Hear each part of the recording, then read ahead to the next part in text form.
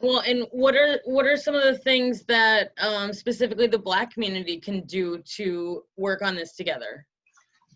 I think we need that space, right? Like, one of the things that I tend to talk about when talking around race and social justice is the need for space and being able to speak, right? So there's a large community that we all contribute to. This is the best example I can give. There's a large community. We all contribute to this large community. In this community, there's subgroups of communities. Subgroups of communities need to be able to take time, pull themselves out of that larger group, and have a conversation and address the issues and concerns that they have, right? And do it in such a way where it's respected, and that when they bring that to the table and say, this is what we need to be able to successfully survive and live and thrive in this community. And I think that our Black folks, we need that. And that needs to happen sooner than later. So how do you get that to happen, Shaundel? So how do you reach those folks and how do you bring them together? You know, what can we do to help you do that? I think it's providing space. And right now, you know, as using this space, you know, on the radio to be able to tell the Black folks in this community, hey, let's come together. Let's come up with some tangible solutions. And let's really truly talk about and address all issues of systematic racism and all issues that oppress and repress Black and brown people in this city. What are some of the things that are, you know, giving you strength right now as a leader and a mentor in our community? My family is definitely one. Being able to process and talk to them and vent to them, and really Black. So Black leaders acquire collective knowledge. The individuals that are in that organization, we've been a soundboard for one another, because this is a trying time. It is a trying time, right? You go from, and it's not that it's new. Right.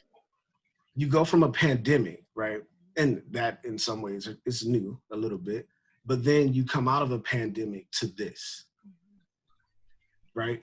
And so you're dealing with so much. And the other thing that's important to mention is that it's reopened wounds, right?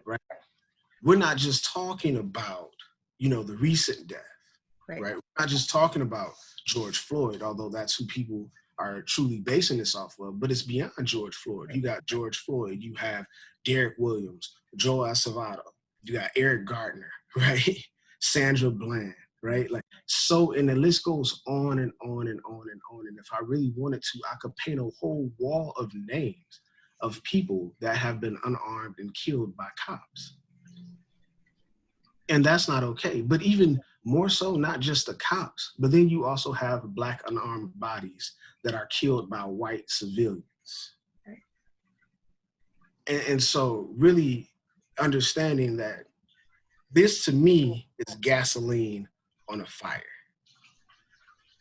And this fire, we now have to address everything as a whole, because we can't nitpick, right? Like, we can't just say address the cops. We got to address the cop issue and the police, right? We got to address the systematic racism issue between policies and procedures and laws, all of those different things, to our own neighbors and how our neighbors treat us, right? So talk about social racism, so to speak. So between social racism, systematic racism, police brutality and police misconduct, right? On top of poverty, right?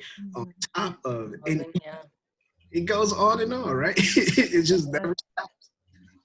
But that's how this system was built. And so we rolled with it.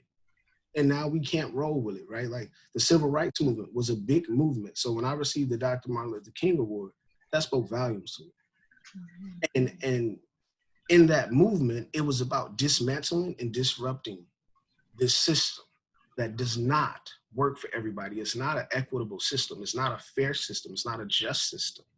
It's a painful system to live in.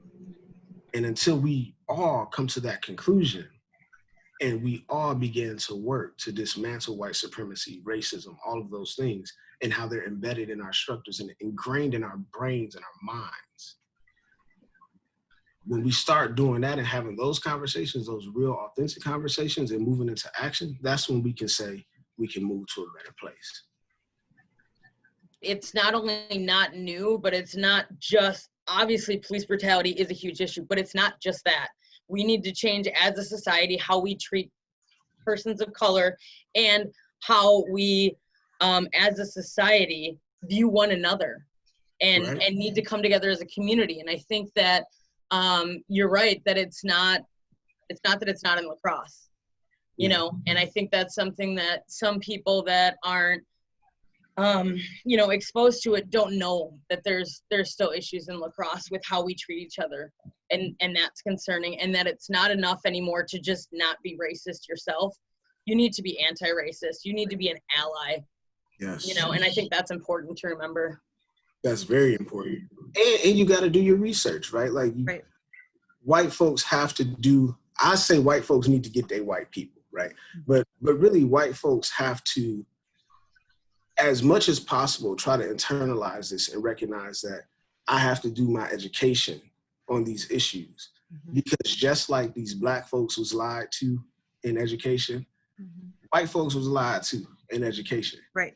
A perception that they carry of these thugs, right? Of these negative stereotypes of Black and brown people and people of color in general, right? Came from somewhere. And you have to unlearn so that you can relearn how to be better people to your neighbors and how to stand up for injustice.